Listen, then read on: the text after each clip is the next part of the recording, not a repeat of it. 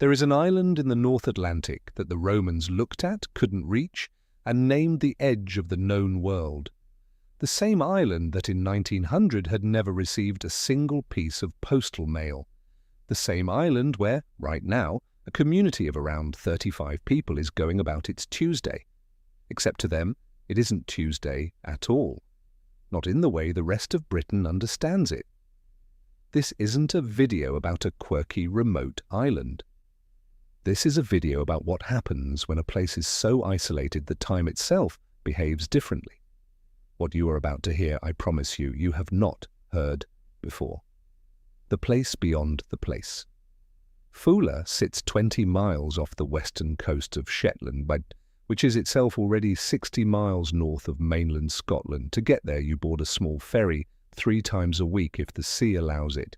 If it doesn't allow it, you don't go. The crossing takes over 2 hours, and you share the deck with crates of supplies, since there is no shop on the island, no pub, no restaurant, no doctor, no cafe.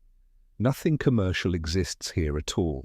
But here is the detail that most documentaries skip right past. The ferry is based on the island. It departs from Foula in the morning and returns to Foula at the end of the day. This means you can't make a day trip. You have to be invited into the island's rhythm. You arrive on its terms. You leave on its schedule. And the island's schedule is, to put it plainly, a different one from the rest of the world. Foula still uses the Julian calendar, even though the rest of the UK adopted the Gregorian calendar back in 1752. As a result, Christmas Day on Foula falls on the 6th of January and New Year's Day on the 13th. Think about that for a moment. The British Empire reshaped timekeeping for half the globe. The entire modern world runs on Gregorian dates, and there is a community of human beings in the North Atlantic for whom none of that ever fully landed.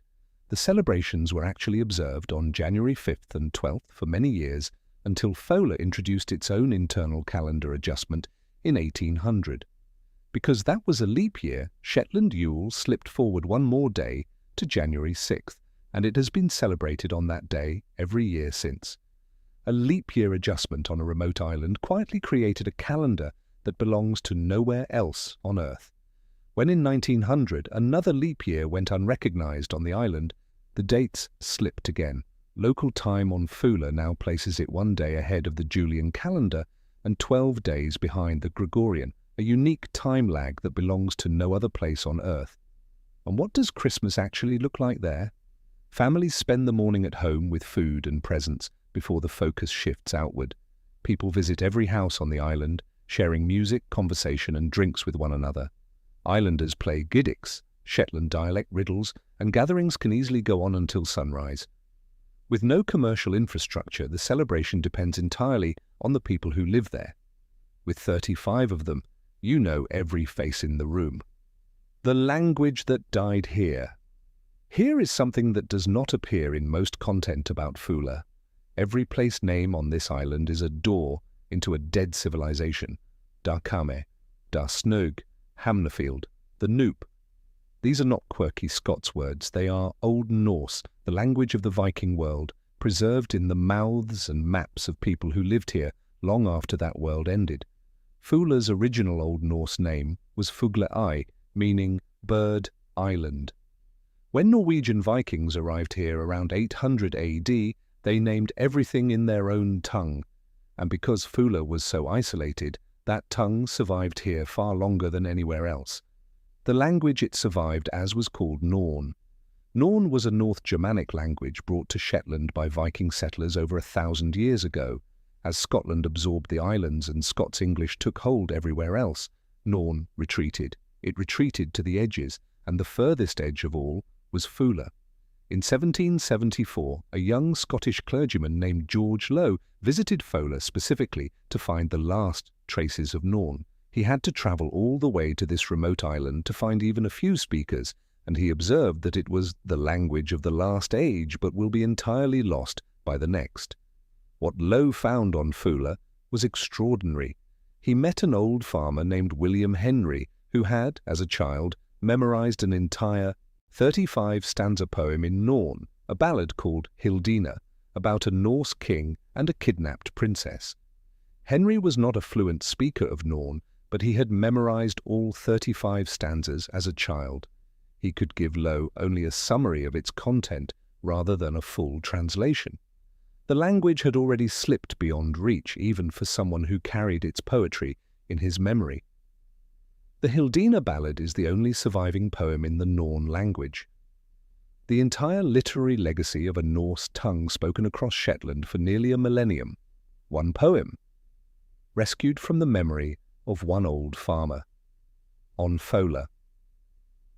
A later researcher, Lauritz Renbo, argued in 1987 that the last living speakers of Norn were unnamed men from Foula, who survived much later than the previously recognized last speaker on the island of Unst, which means the debate over who was the final human being to speak a 1,000-year-old language, the last speaker of Norn, quite possibly ends here.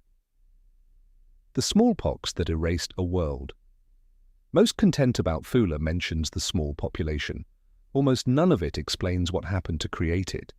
In 1720, when a smallpox epidemic struck, Foula had around 200 islanders, and they had no immunity. It is said that only 6 people were left to bury the dead, 6 people out of 200. The island was not evacuated, it was not abandoned. 6 people remained standing in a landscape full of the homes and belongings and livestock of everyone they had ever known. Foula was repopulated by new families brought from the Shetland mainland, but much of the oral history was lost. The stories, the songs, the local knowledge accumulated across generations, most of it died with those people.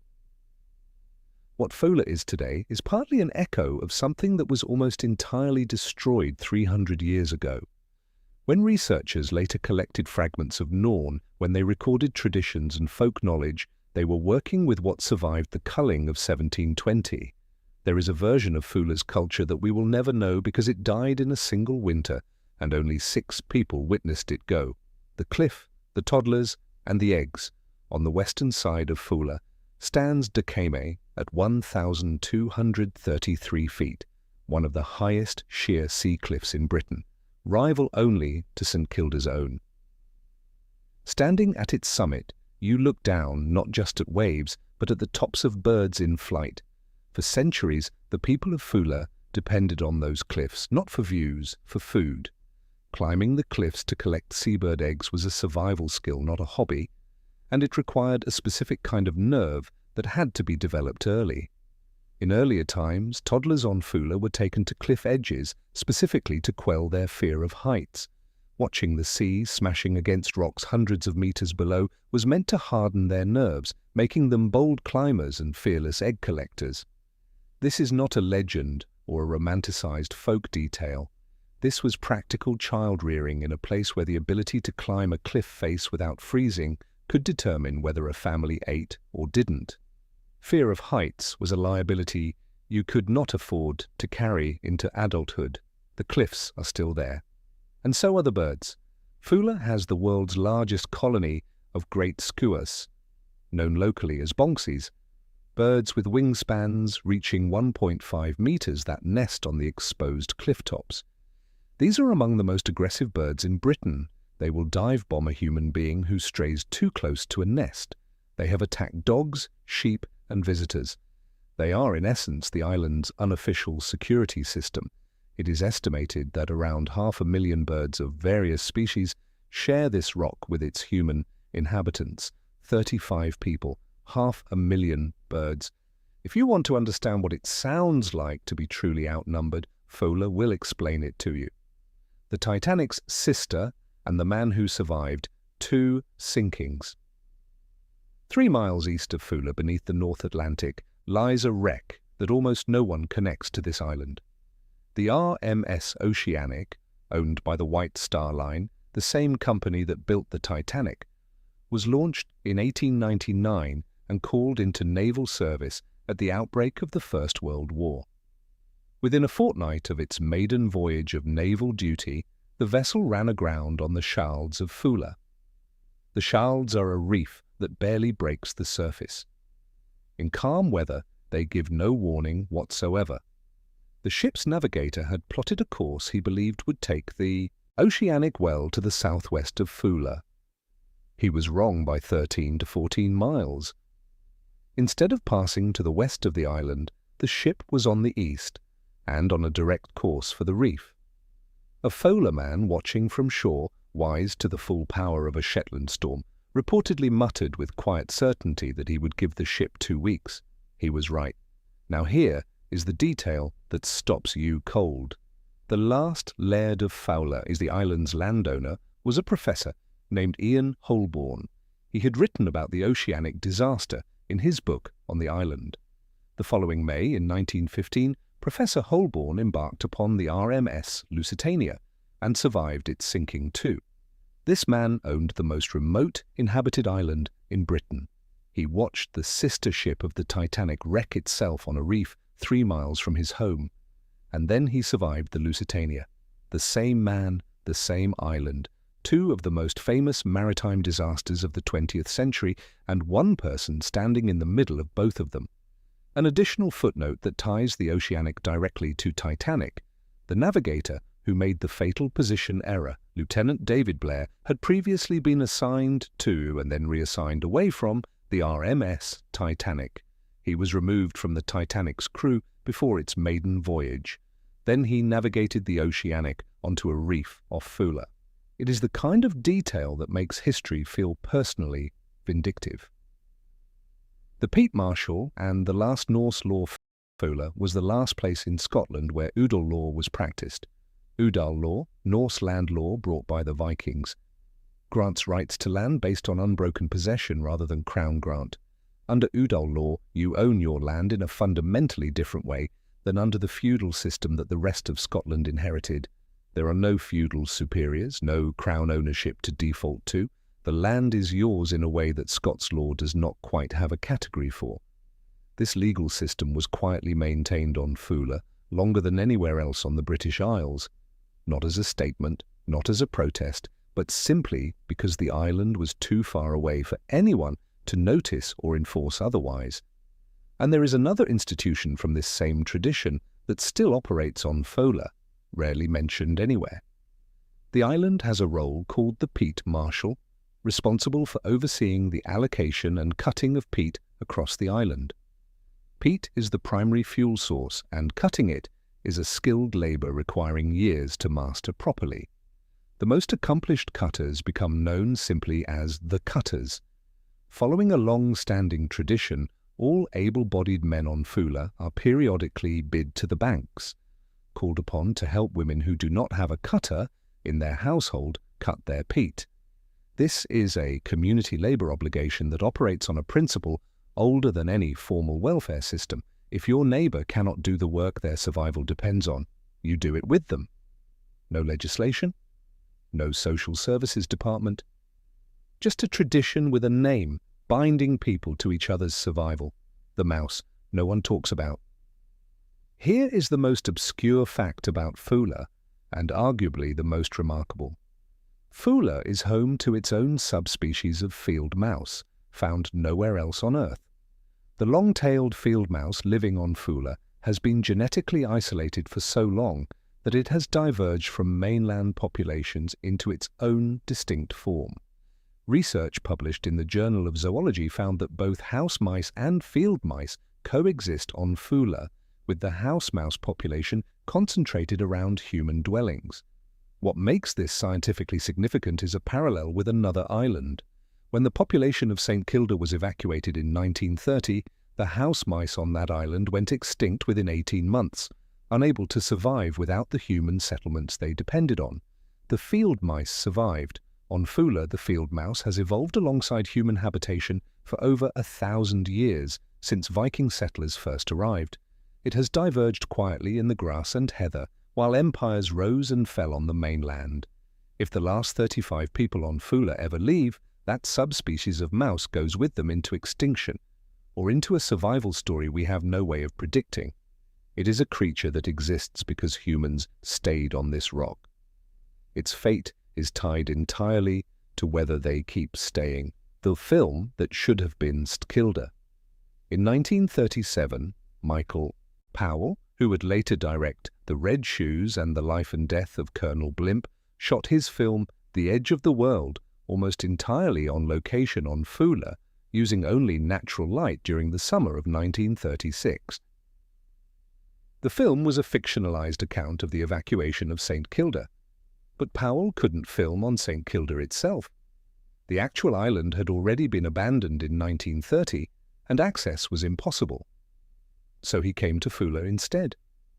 Although Foula was renamed Hirta in the production, the actual name of the main island of St. Kilda, the real island was here, these real cliffs, these real people. But the film's legacy extended far beyond cinema. During the 6 months of filming, the crew brought with them an unofficial benefit: communication equipment. When the film crew departed in late November 1936, the sudden removal of that equipment was so acutely felt by the islanders that it spurred a renewed effort to secure a permanent service. The GPO agreed to establish a service, and on April 17, 1937, a full permanent communication link to the mainland was inaugurated. A Michael Powell film about a fictional island gave Foula its first permanent contact with the outside world. The art about isolation ended the isolation. Foula is not a museum, it is not a theme park of the past. It is 35 people making actual decisions every single day about whether to stay. They have a nurse but no doctor, a post office but no shop, an airstrip for medical emergencies but no scheduled flights. Residents are required to take on more than one job simply to keep services running. The population peaked at 267 in the late 19th century. Each departure is a weight placed on the shoulders of those who remain. What this island carries is something that cannot be reconstructed once it's gone. The last coordinates of a dead language, the only poem in Norn, a calendar that belongs to nowhere else, a mouse that evolved specifically because humans decided to stay, the memory of 6 people burying 200, a cliff where toddlers were taught not to be afraid. There is no other place in Britain where so many layers of human endurance are compressed into 5 square miles of Atlantic rock. Roman historians, tracing Agricola's northern campaigns, identified Foula as having better claims than any other island to be the true Ultima Thule of the ancient world, the uttermost limit of the known. They weren't wrong. They just didn't know how right they were.